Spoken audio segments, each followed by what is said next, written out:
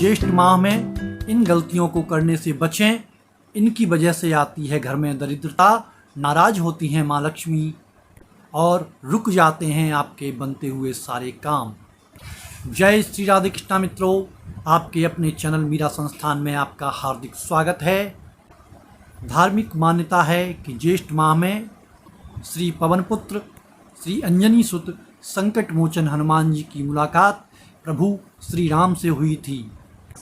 इसलिए इस माह में पड़ने वाले मंगलवार को व्रत करने से जातक को शुभ फलों की प्राप्ति होती है। इस माह में कुछ कार्यों को करना वर्जित माना जाता है। इन कार्यों के करने से इंसान को जीवन में तरह तरह की परेशानियों का सामना करना पड़ता है। मित्रों, हिंदू धर्म में हर एक मास का अपना अलग अलग महत्व है। हिंदू कैलेंडर के अनुसार साल का तीसरा महीना अर्थात ज्येष्ठ माह, जिसे कि जेठ माह भी कहते हैं। आपको बता दें कि इस साल 24 जून से लेकर 23 जून तक ज्येष्ठ माह रहेगा। यह मास काफ़ी खास होता है क्योंकि एक मान्यता के अनुसार इसी महीने में भगवान शनिदेव का अवतरण हुआ था। इसके अलावा इसी महीने में प्रभु मर्यादा पुरुषोत्तम श्री राम जी महाराज से संकट मोचन महाबली हनुमान जी की पहली मुलाकात हुई थी। इसके अलावा इस मास में भगवान सूर्य और माँ लक्ष्मी की विधिवत पूजा करने का भी विधान है। लेकिन कुछ ऐसे काम भी हैं जिन्हें ज्येष्ठ माह में हमें बिल्कुल भी नहीं करना चाहिए। मान्यता है कि इन कामों को करने से माता लक्ष्मी रुष्ट हो जाती हैं, नाराज हो जाती हैं और धन हानि के साथ साथ हमें अपने जीवन में दरिद्रता का भी सामना करना पड़ता है। तो आइए जानते हैं कि ज्येष्ठ मास के दौरान हमें कौन कौन सी गलतियां नहीं करनी चाहिए। लेकिन उससे पहले अगर आप चाहते हैं कि माता लक्ष्मी की कृपा आप पर बनी रहे तो वीडियो को एक लाइक अवश्य करें, साथ ही कमेंट बॉक्स में जय माता लक्ष्मी अवश्य लिखें। और अगर आप पहली बार हमारे चैनल पर आए हैं तो चैनल को सब्सक्राइब अवश्य कर लें, जिससे कि आपको हमारे आने वाले जो भी वीडियो होंगे उनके नोटिफिकेशन मिलते रहेंगे।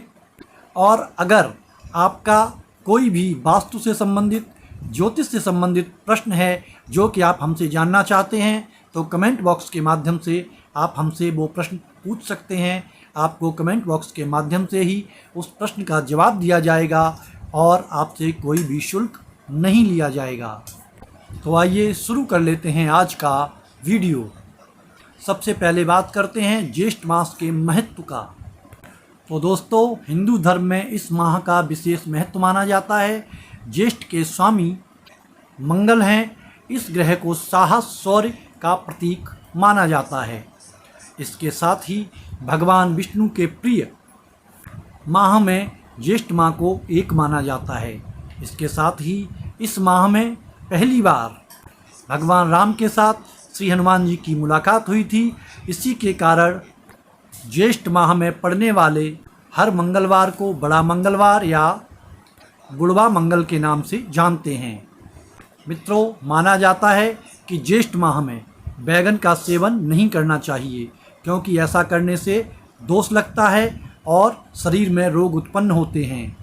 इसके साथ ही ज्येष्ठ माह में बैगन का सेवन संतान के लिए अशुभ माना जाता है।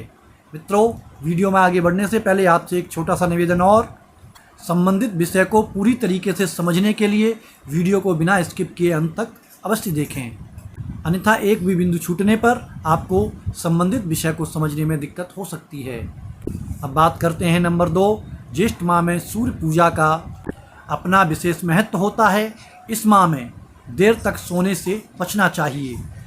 प्रयास रहना चाहिए कि सूर्योदय से पहले आप बिस्तर को छोड़ दें और जल्दी उठकर स्नान करें और उगते सूर्य को अर्घ दें। इस महीने में दिन में सोना नहीं चाहिए। माना जाता है कि इस मास में देर तक सोने वाले व्यक्ति को तमाम तरह के रोग घेर लेते हैं। नंबर 3, सूर्य को जल देते समय विशेष सावधानी बरतनी चाहिए। कभी भी सूर्य को जल चढ़ाते समय उन्हें सीधे सीधे नहीं देखना चाहिए, लोटे से गिरती हुई धार में से सूर्यदेव का दर्शन करना चाहिए। नंबर 4, इस माह में शरीर में तेल नहीं लगाना चाहिए। इसके अलावा तिल का दान करने से अकाल मृत्यु से बचा जा सकता है। इस माह में परिवार के सबसे बड़े पुत्र या पुत्री का विवाह भी नहीं करना चाहिए। इसका अशुभ फल माना जाता है। माना जाता है कि अगर आप ऐसा करते हैं तो चाहे पुत्र हो या पुत्री, उसके जीवन में घोर संकट आते हैं। नंबर 6, ज्येष्ठ माह के दौरान आपको भोजन में मसालेदार भोजन से बचना चाहिए। सिर्फ हल्का और सादा भोजन ही करना चाहिए जो कि सुपाच्य हो। नंबर 7, ज्येष्ठ माह में किसी भी व्यक्ति को बगैर पानी पिलाए घर से नहीं भेजना चाहिए। अगर आप ऐसा करते हैं तो आपको निश्चय ही पुण्य फल की प्राप्ति होती है, ऐसा विद्वानों का मत है। नंबर 8, इस माह में आपको पानी की बर्बादी नहीं करनी चाहिए और देखा जाए तो कभी भी पानी को बेवजह फैलाना नहीं चाहिए। माना जाता है कि ऐसा करने से देवी देवता नाराज होते हैं और व्यक्ति को उसके जीवन में नाना प्रकार के दुखों को भोगना पड़ता है। एक मान्यता के अनुसार अगर पानी बेवजह बहता है तो वह धन को प्रभावित करता है। आपके जीवन में धनहानि निश्चय है। लिहाजा गरीबी और दरिद्रता से बचने के लिए आपको पानी को बहुत ही सोच समझकर खर्च करना चाहिए, उपयोग करना चाहिए। बात कर लेते हैं नंबर 9, ज्येष्ठ माह के सभी मंगलवारों का महत्व विशेष होता है और इसलिए इन्हें बड़ा मंगलवार कहा जाता है।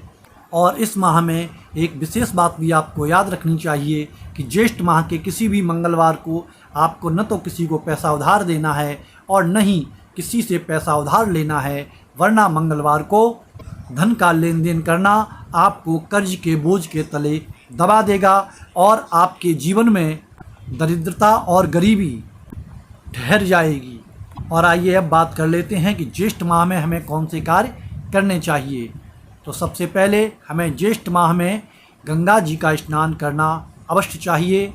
ज्येष्ठ माह में गंगा स्नान का अपना विशेष महत्व होता है, इसलिए इस माह में गंगा स्नान अवश्य करें और अगर संभव न हो तो नहाने के पानी में गंगा जल मिलाकर आपको घर पर ही स्नान करना चाहिए। नंबर 2, ज्येष्ठ के महीने में भगवान श्री हरि विष्णु, देवी लक्ष्मी और भगवान शिव की पूजा करना बेहद ही ज़्यादा श्रेष्ठ माना जाता है।